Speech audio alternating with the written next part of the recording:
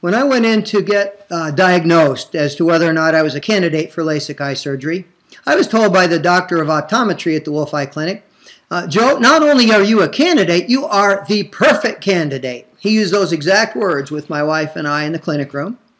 And what I learned later, after the damage had been done, was that that was not an honest diagnosis. It was a dishonest sales pitch. And in the years since, as I've been talking more about this and meeting other people who have had LASIK catastrophes, what I have learned is that almost all of them were told the same thing in almost the same words. You're a perfect candidate.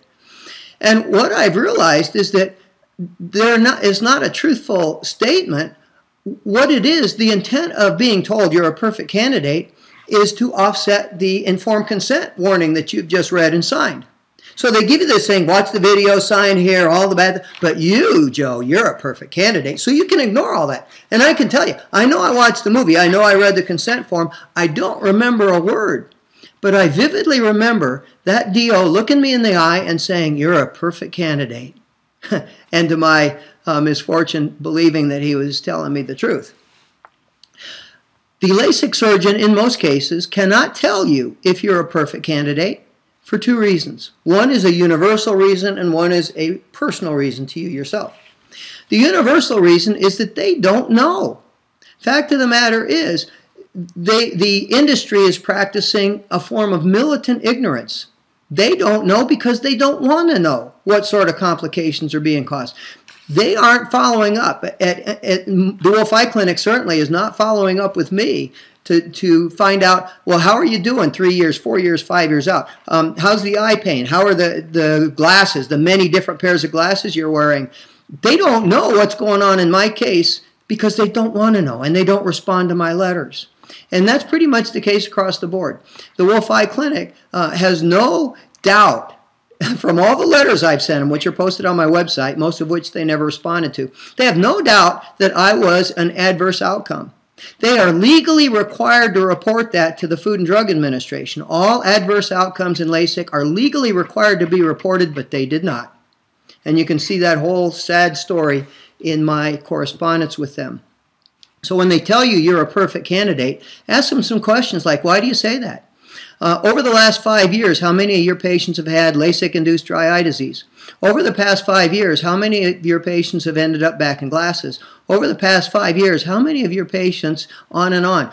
And you'll know how to ask those questions, I hope, because you will have done your homework and read the other resources on this website.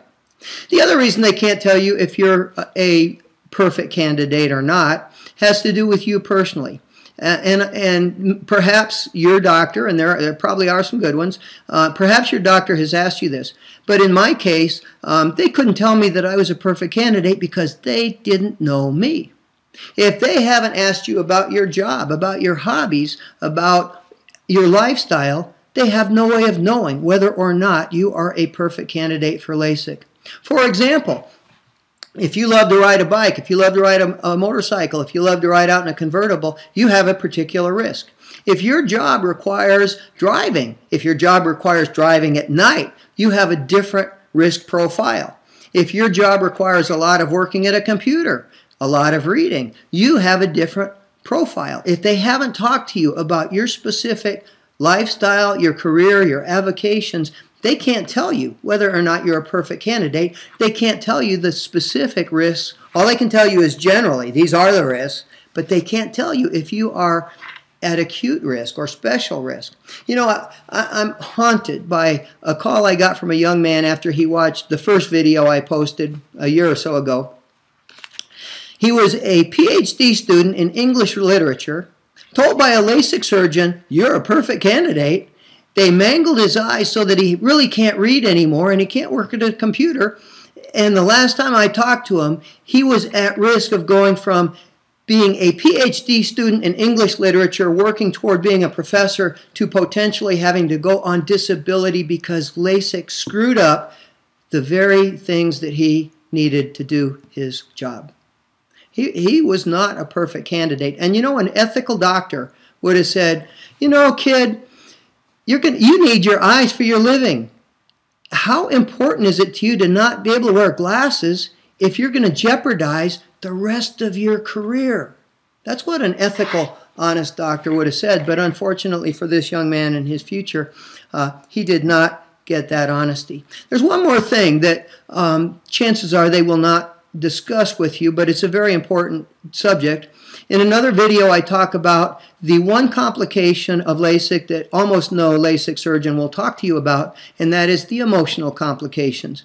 Every LASIK victim I've spoken with, and if you go online and you read the comments of people who, for example, have endorsed the petition to outlaw LASIK, more than 500 of them, you see this incredible anger. You feel this incredible depression, this hopelessness.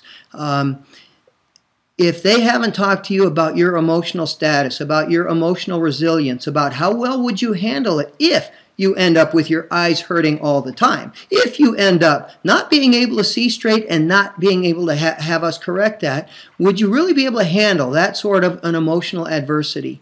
And if your answer is no, if you don't think you have that strength, then you're not a perfect candidate, no matter what the physicality of your eyeballs happens to be. And you know, because they're not going to ask you those questions in most cases, you need to make sure that you bring them up. You need to make sure that you're perfectly informed, because unless you are perfectly informed, you are not a perfect candidate.